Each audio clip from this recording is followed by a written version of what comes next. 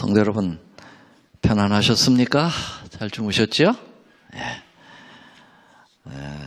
어제는 여러분들이 기도를 많이 해주시고 그래서 템파에 가서 말씀 잘 전하고 돌아왔습니다. 다시 뵙게 되어서 반갑습니다. 또 새벽 기도회로 그 방송으로 참여하시는 우리 성도님들 반갑습니다. 새벽을 깨워서 주님의 성전에 오신 여러분들 모두를 환영하고 하나님께서 많은 축복을 내리시기를 간절히 바랍니다.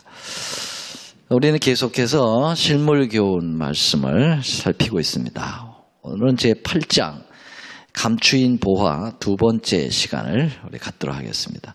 마태복음 13장 44절이 오늘 말씀의 주제절입니다.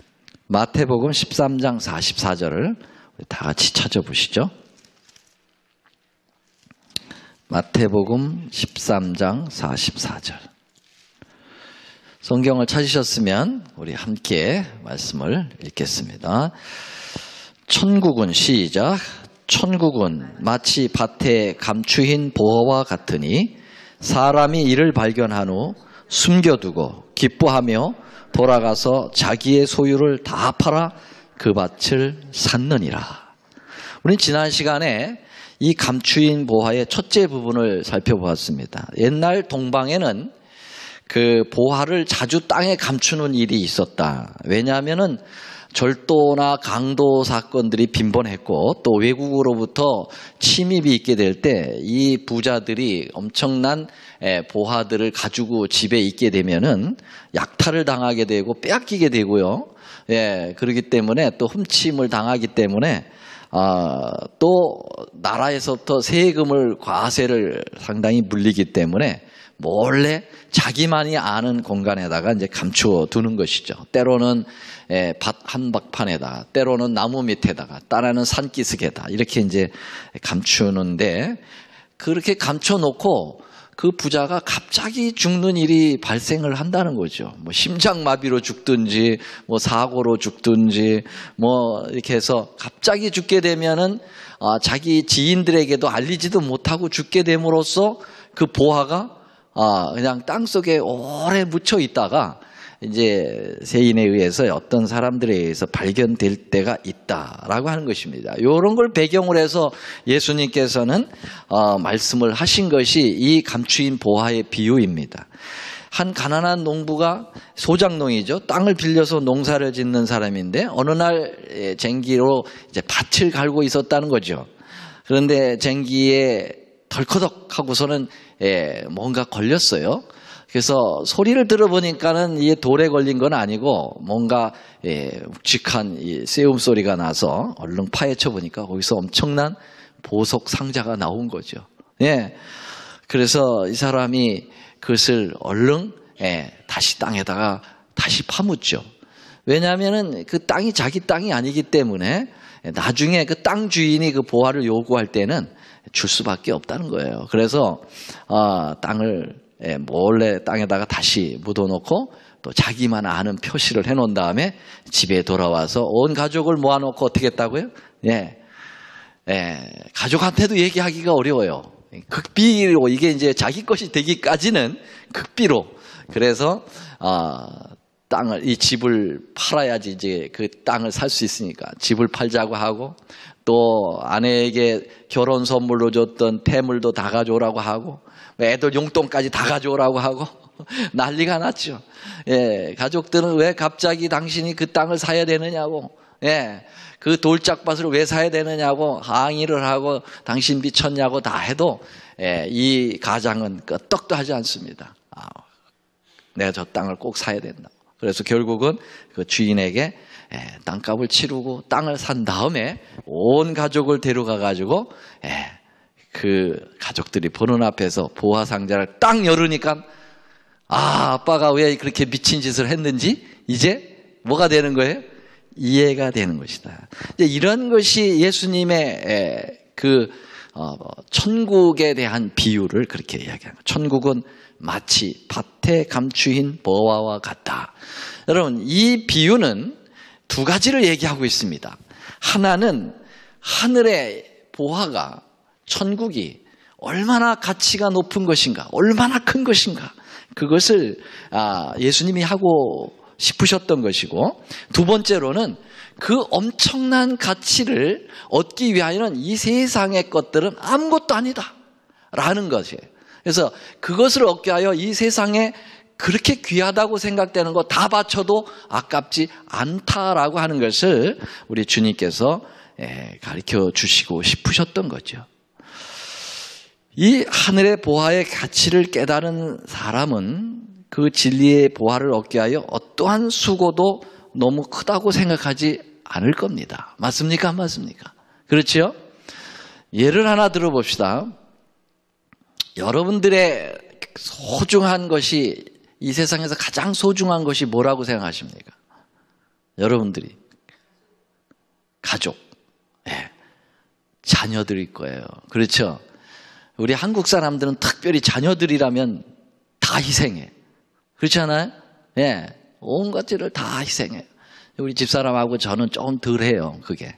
너무 냉정하다고 아이들한테 얘기는 듣긴 하는데, 어떤 부모는 그냥 자녀 앞이라면 그냥 껍벅 죽어버려. 예. 그래서 자녀가 뭐가 됩니까? 우상이 돼버려요. 예.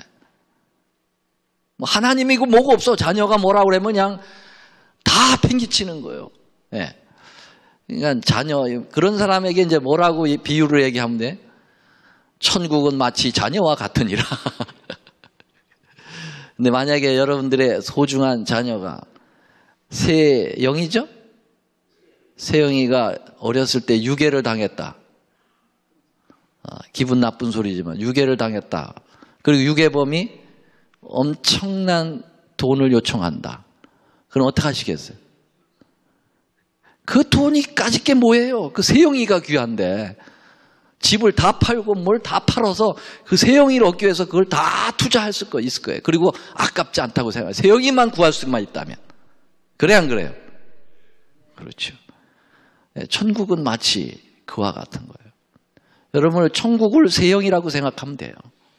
바꾸라고.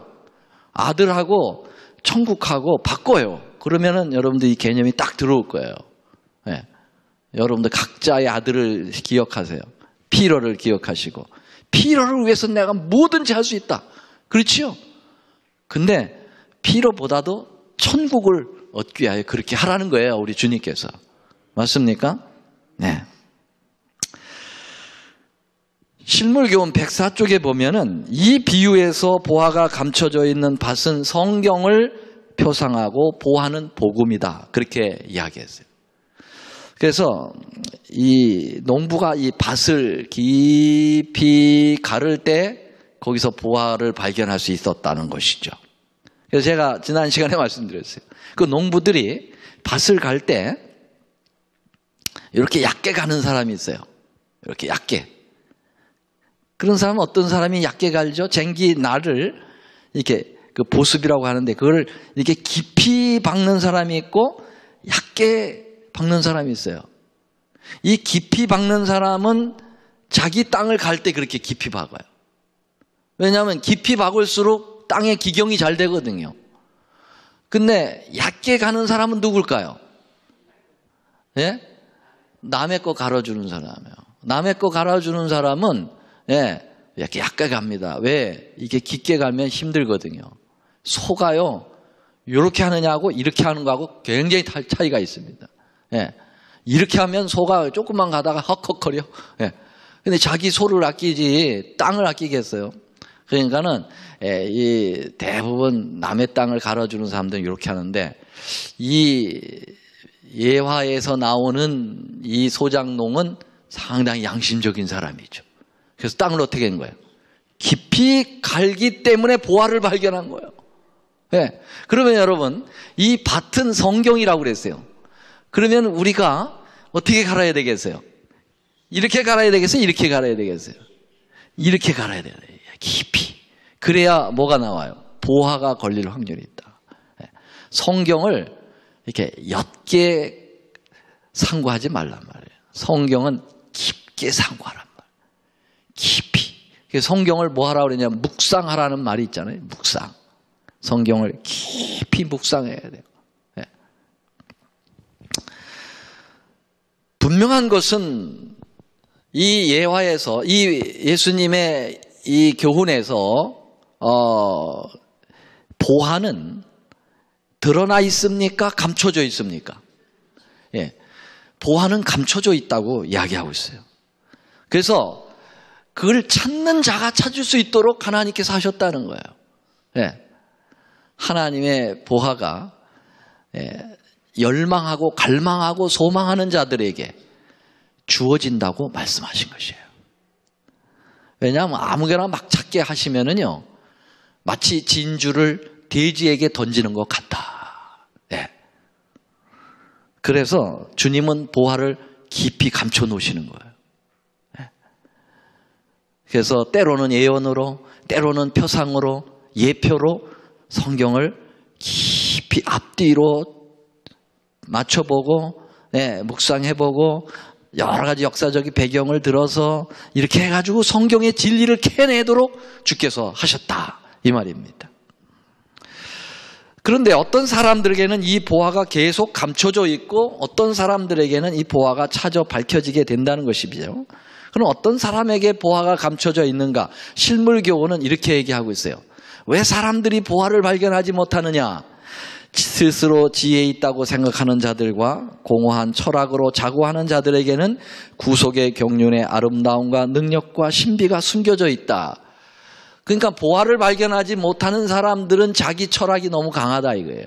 예, 자기 철학이 너무 강하고, 그리고 공허한 생각들, 스스로 지혜가 있다고 생각하는 교만한 사람들에게는 뭐가 발견이 안 돼요? 보화가 발견이 안 된다. 예를 들면 유대인들이 바로 보화를 옆에 두고 있었어요. 누굽니까? 보화가. 복음이 보화라고 그랬는데 복음은 누구예요? 복음이 예수예요. 그렇죠? 예, 복음은 예수님입니다. 굿뉴스라고 하는 게 뭐였냐면은, 누가복음 2장 10절에 보면은 예수님 탄생할 때 천사들이 와가지고 목동들에게 얘기하기를 뭐라 하냐면, 온 세상에 크고 큰 기쁨의 소식을 가지고 왔다 그랬어요. 그게 뭐냐면, 누가 태어났다는 겁니까? 너의 구주가 태어났다, 그런 얘기거든요. 그러니까는 그 크고 기쁜 소식이 뭐냐? 그게 복음인데, 그 복음이 뭐냐? 예수님이 탄생했다, 예수라는 거죠. 그러면 예수님이 유대 땅에 오셨는데 유대인들은 보화를 지척에 지금 두고 있는 거예요. 그런데 발견했습니까? 안 발견했습니까? 많이 못 발견했어요. 고작 12명 제자들, 그리고 예수님 승천할 때 120명 정도가 모여서 기도했던 거예요. 나머지는 다 보화를 발견하지 못했어요. 왜 그랬을까? 그들은 자기들만 똑똑하다고 생각했어요. 그래서 스스로 지혜 있다고 생각하고 유대 전통의 그러한 것들을 모두 그 영적 안목을 다 흐리게 만들었다 하는 것이. 그래서 그들 가운데 예수님이 오셨는데 보화를 발견하지 못하고 오히려 그 보화를 갖다가 훼손했어요.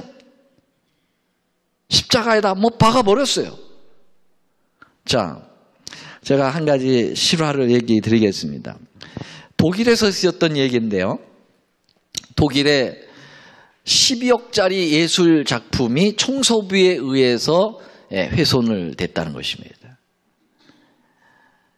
독일의 그 도르트문트 오스트발 미술관이 있다고 그러는데요. 거기에 현대 미술 작가인 마르틴 키벤베르거라고 하는 설치 예술가가 작품을 설치해 놨어요.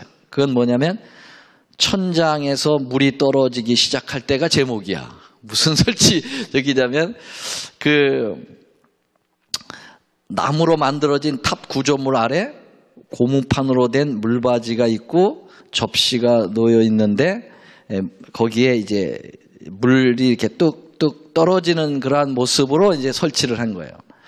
근데 이 접시 바닥에는 갈색 페인트 칠이 되어 있는데 작가가 물방울로 인한 변색을 표현하기 위해서 일부러 그 페인트를 칠해 놓은 것입니다. 그게 작품 중에 하나야. 그런데 청소부가 그걸 모르고 갈색 페인트 칠 자국을 얼룩으로 생각하고 그거를 수세미로 닦은 거예요. 빡빡 닦은 거예요. 아주 그냥 하나도 그 얼룩이 없도록 싹 새 거로 닦아놨어. 미술관 관계자가 발견했을 때는 이미 늦었어요. 네. 그러면 거기다가 다시 페인트 칠을 하면 되지 않느냐.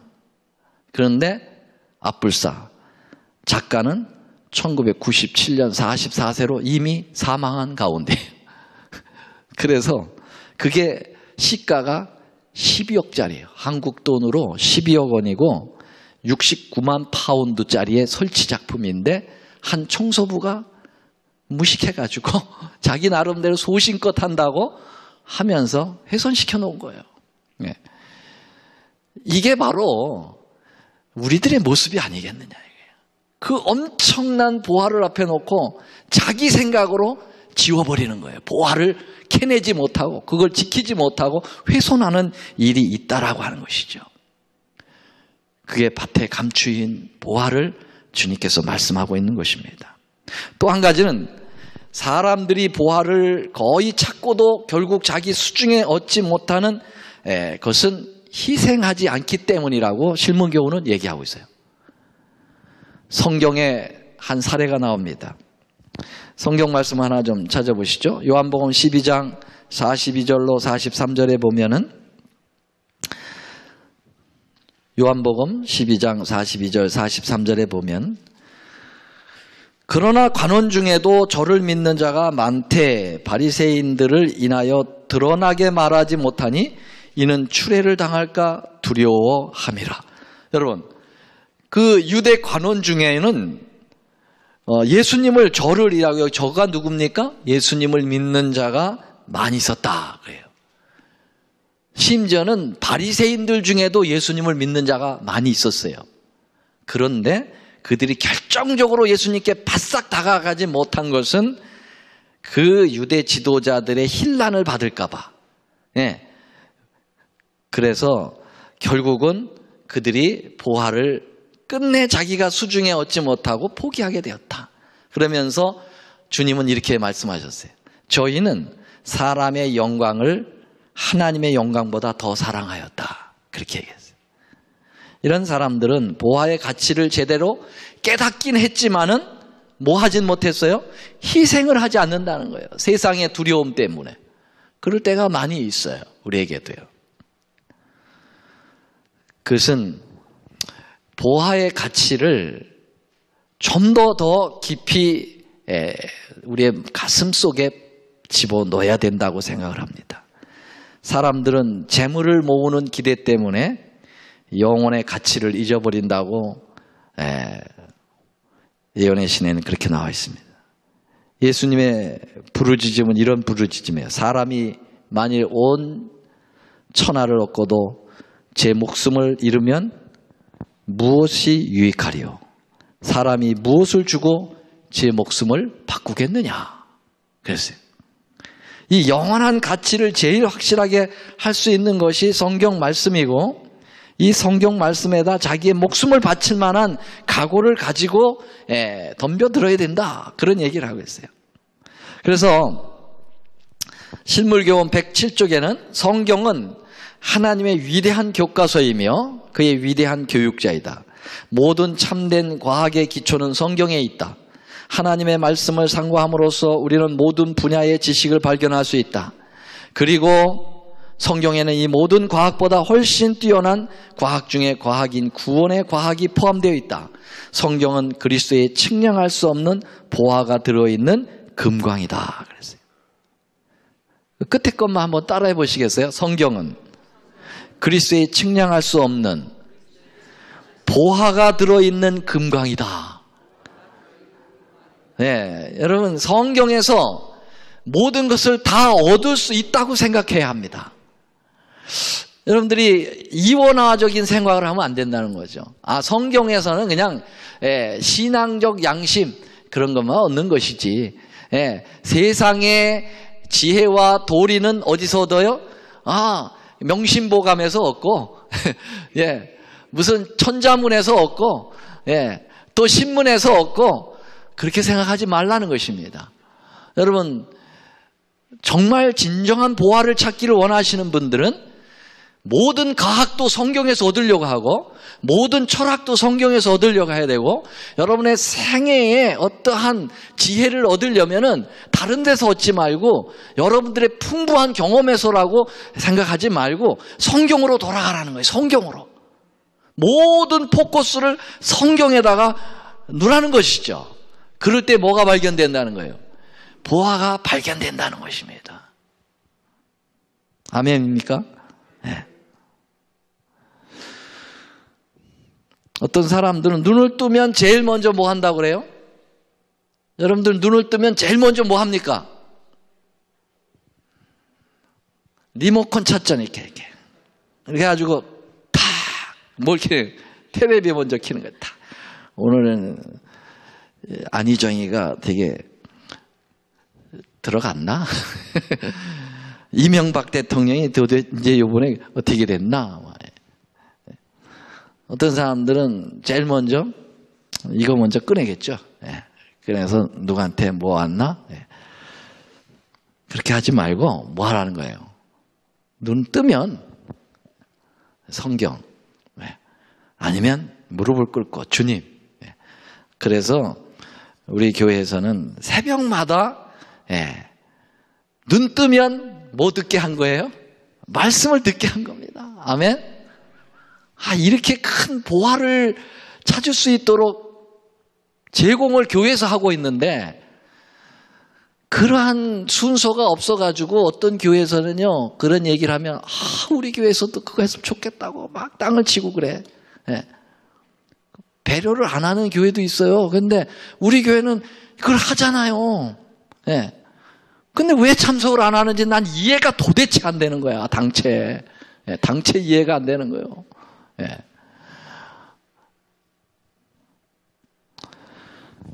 이런 사람들은 보화를 엉뚱한 곳에 가서 찾고 있는 것입니다. 세상 정보에서, 비즈니스에서, 자녀에게서, 자신의 재능에서 보화를 찾으려고 하는 것입니다. 여러분, 어린이 앞에, 아주 어린 아이 앞에서 아이스크림 하나하고 10억짜리 수표 2장을 놓으면 어린아이는 뭘 잡겠어요? 아이스크림 잡아. 그렇죠. 그러니까 이 식별력이 없는 거예요. 근데 꼭 갔다는 거예요. 지금 엄청난 천국을 갖다 놓고 조그만 어떤 뭐 돈 조금 갖다 놓으면 우리는 그거부터 잡는다는 거죠. 어린아이와 같다. 우리가 두 번째로 보화를 찾을 수 있는 것은 성경에서 찾을 수 있고 그 다음에 실무교훈은 천연계에서 찾을 수 있다. 그렇게 얘기했어요. 그래서 우리는 자주 천연계를 바라봐야 된다. 그래서 지나가면서 꽃이 있으면은요, 꽃을 자세히 들여다보라는 거죠. 우리는 꽃을 바라볼 여유가 없어요. 그렇죠? 지나가기 바쁘고 다른 거 하기 바빠서. 그래서 들꽃을 좀 보시고 밤하늘에 별도 좀 나와서 좀 보시고 자꾸 마누라 얼굴만 쳐다보려고 하지 마시고 자꾸 이 자연을 보시면은 거기에 주님의 섭리를 만날 수 있다는 거죠. 아멘입니까? 그래서 우리 교회에서도 자주 자연으로 좀 나가면 좋겠어요. 뭐 고기를 잡으러 가도 자연이잖아요. 그렇죠? 자연에 나가요. 그래서 가업전 자연 나가서 자연과 어울리는 거예요.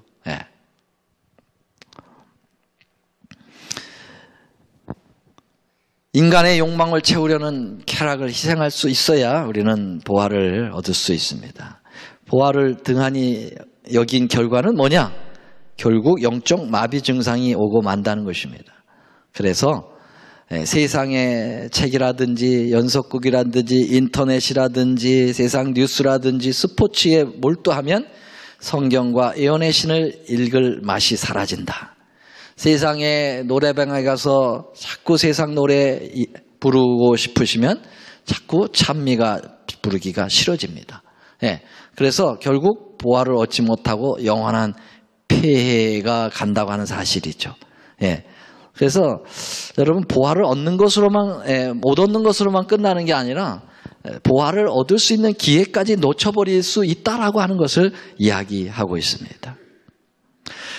그는 자기의 육체적 정신적 능력을 남용했기 때문에 성령의 전이 되어야 할 그 몸이 파괴되어 있다. 그는 이생뿐 아니라 내세를 위해서도 낙오자가 되어 있다. 그는 세상 지식을 얻으려면 보화를 얻을 수 있으리라고 생각했으나 성경을 도외시함으로 인하여 그 무엇보다 가치 있는 보화를 잃고 말았다. 그렇게 실물교훈은 한탄하고 있어요. 세상을 찾는 사람들을 두고 하는 얘기입니다. 성경은 자체가 빛이 되기 때문에 성경 외에 어떤 인간적인 도구를 사용하는 것은 태양을 밝히기 위하여 횃불을 드는 것과 같다. 그렇게 표현했어요.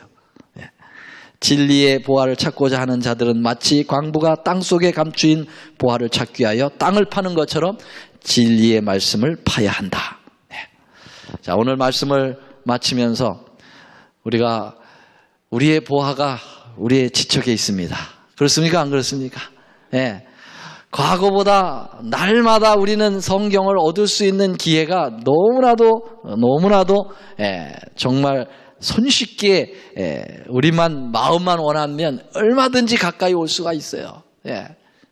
정말 옛날하고 다르죠.